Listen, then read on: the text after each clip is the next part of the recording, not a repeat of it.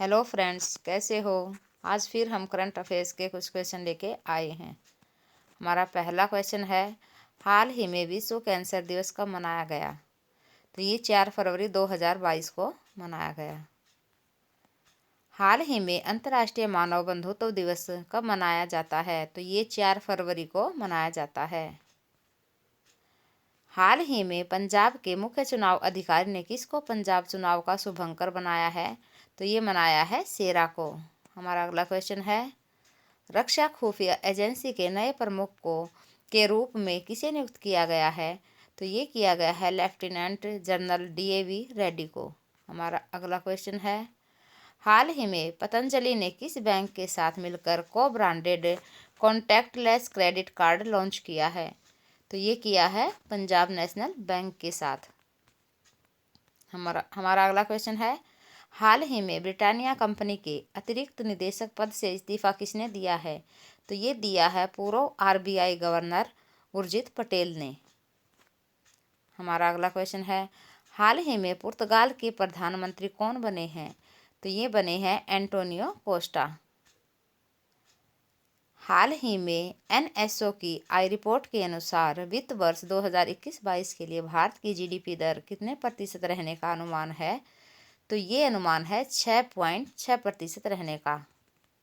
हमारा अगला क्वेश्चन है, हाल ही में दुनिया की पहली हाइड्रोजन से चलने वाली flying boat the jet launch करने वाला देश कौन सा है। तो ये है दुबई। हाल ही में ब्रांड फाइनेंस रिपोर्ट के अनुसार भारत की कौन सी बीमा कंपनी विश्व स्तर पर 10वीं सबसे मूल्यवान बीमा ब्रांड बना है। तो ये बनी है जीवन बीमा निगम। हमारा अगला क्वेश्चन है, हाल ही में तोरंगा महोत्सव 2022 कहाँ आयोजित किया गया है। तो ये किया गया है अरुणाचल प्रदेश में। हाल ही में सस्ती और स्वच्छ ऊर्जा में वैश्विक उत्कृष्टता केंद्र का शुभारंभ कहाँ किया गया है। तो ये किया गया है IIT धारवाड़ में। हमारा अगला क्वेश्चन है, हाल ही में क्रिसिल रिपोर्ट के अनुसार वित्त वर्ष 2022-23 में भारत की GDP कितना रहने का अनुमान लगाया गया है। तो ये लगाया गया है 7.8%। हाल ही में लॉन्च पुस्तक the class of 2006 sneak peak in the miss adventures of the great Indian engineering life के लेखक कौन हैं। तो ये हैं आकाश कंसल। हमारा अगला क्वेश्चन है, हाल ही में डेस्टिनी गेम डेवलपर बंगी को $3.6 अरब में किसने खरीदा है। तो ये खरीदा है सोनी ने। हाल ही में अमिताभ दयाल का निधन हो गया है। वे किस क्षेत्र से संबंधित हैं। वो संबंधित थे अभिनेता और फिल्म निर्माता।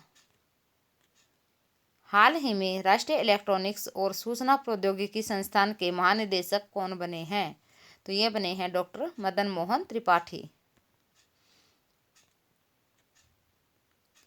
हाल ही में खिजादिया पक्षी अभ्यारण्य को रामसर कन्वेंशन में शामिल किया गया है।